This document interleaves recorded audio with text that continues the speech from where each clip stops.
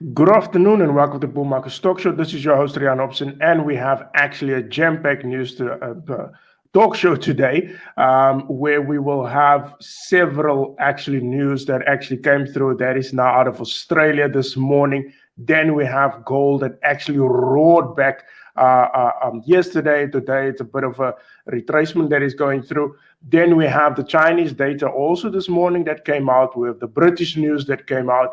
We have the Federal Reserve, and then the fear of what the market, what speculators are fearing about inflation. So that we will also analyze, and I think that is the reason why the gold price actually going up. But today, gold is actually going through a bit of a retracement. It's actually, I just want to see.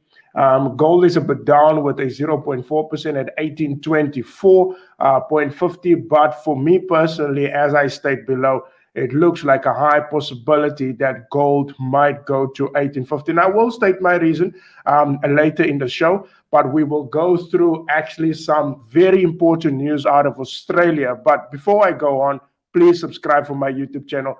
Then you can get all the shows that are there that I actually created previously. And please leave your comments on the show so that I can basically reply on your show or questions that you have regarding the news that I'm actually breaking through. Now, with Australia, as I said, Australia and New Zealand, it is actually hot property, especially if you look at the news this morning out of Australia, where the unemployment rate is actually went down. It was actually at 5%. It was forecast, actually came out at 4.9%.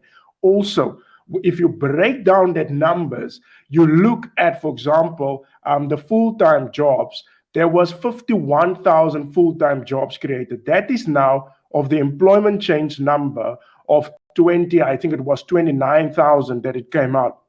Now, if you break those numbers down of where these jobs come from, because it's important for Australia that you need to understand, they do calculate the part-time jobs and the full-time jobs.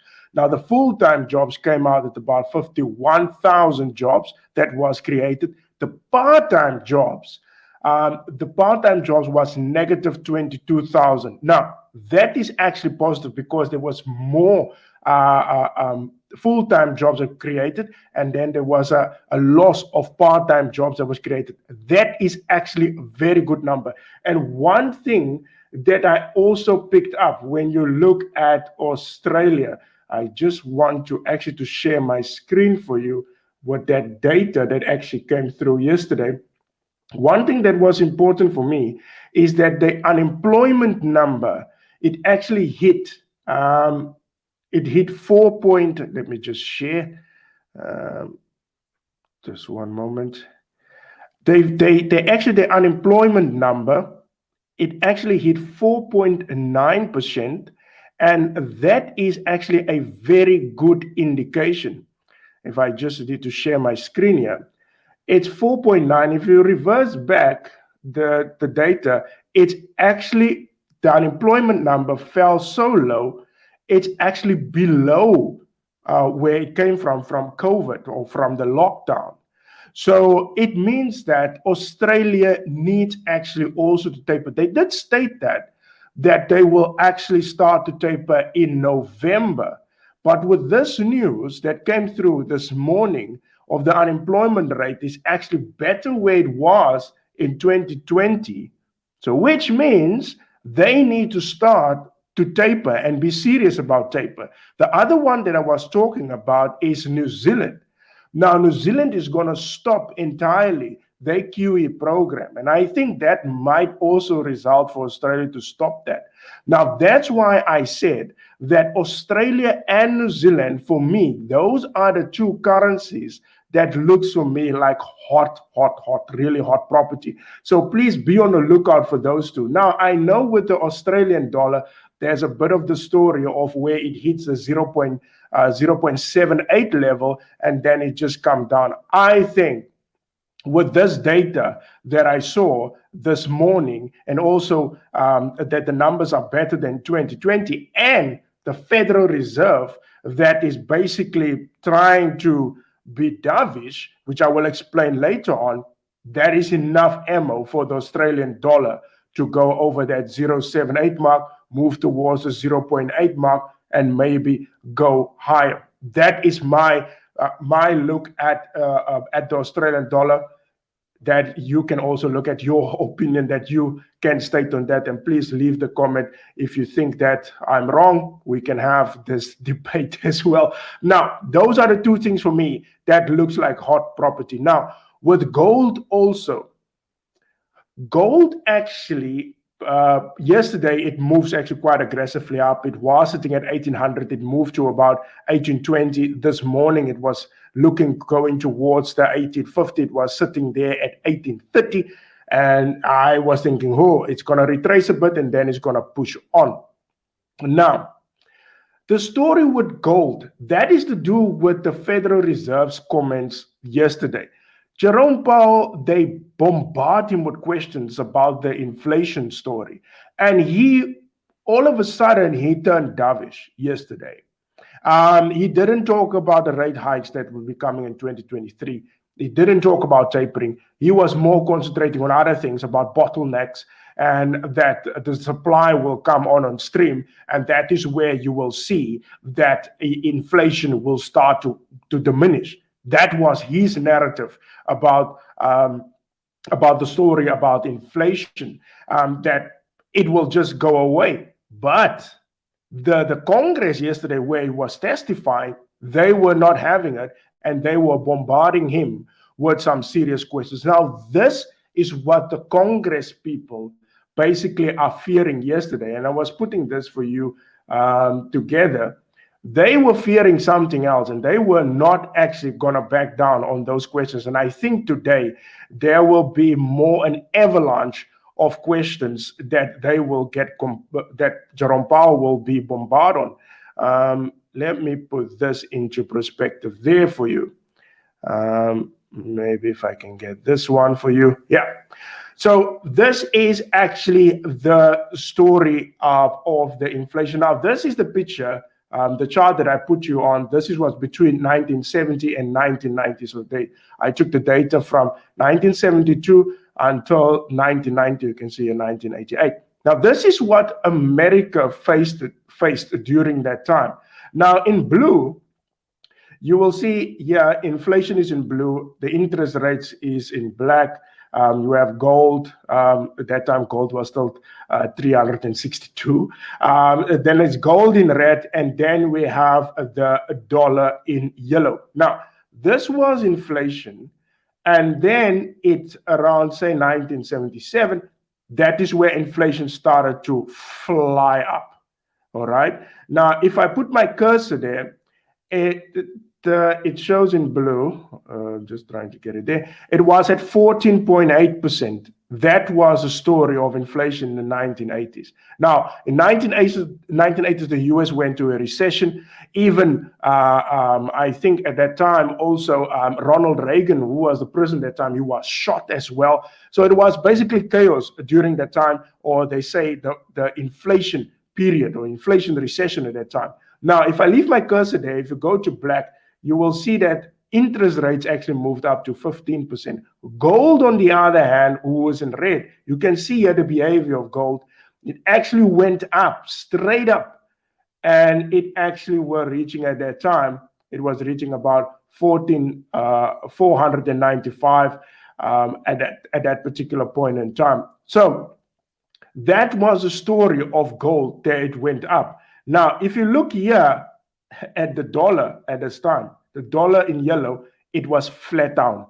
Flat down. That is what happened with the dollar. Flat down. Gold went up, inflation went up, interest rates went up. Now, this has all to do, if you look at the chart of interest rates, how they ram up the interest rates because of the high inflation. Inflation went so high.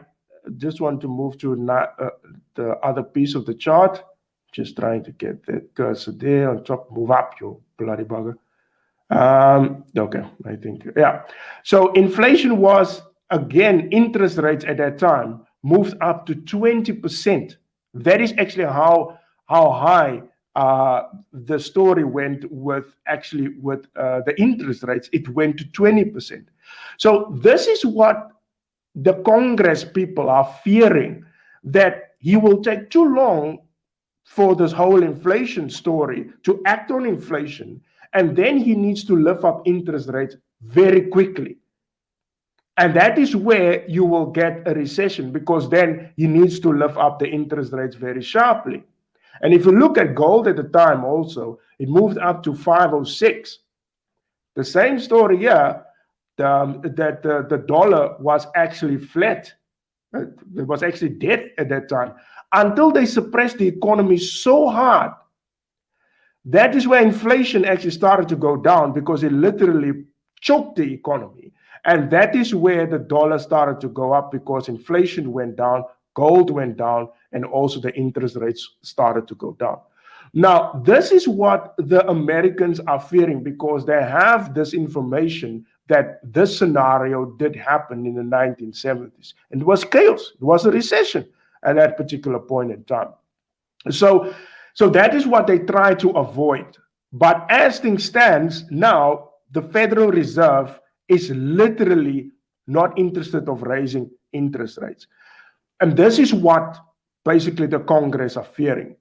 And that is why the gold price went up. And that is why I call this podcast of today Go for Gold.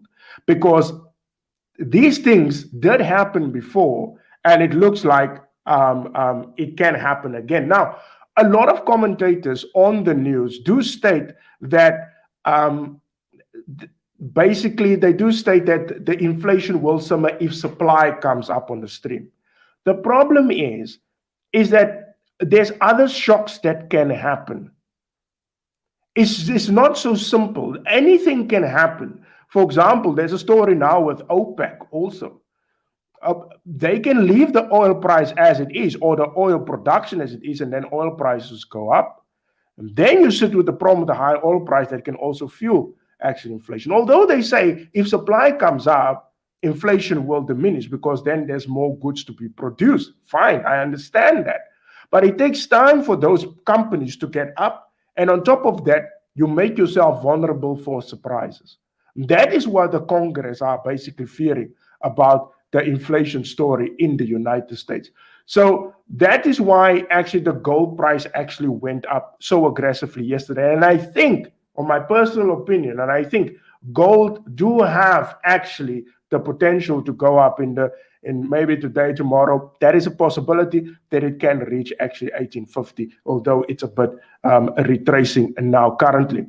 Now, yes, a comment come through. It looks like your prediction are coming to life, the Great Depression. Well, we will see if that happens. If in South Africa, it looks like it's actually happening. Okay, just for the last part of the show, the British pound actually went up due to their higher wages. Although the employment numbers were not so good, employment change was projected at 100,000. It came out at 25,000.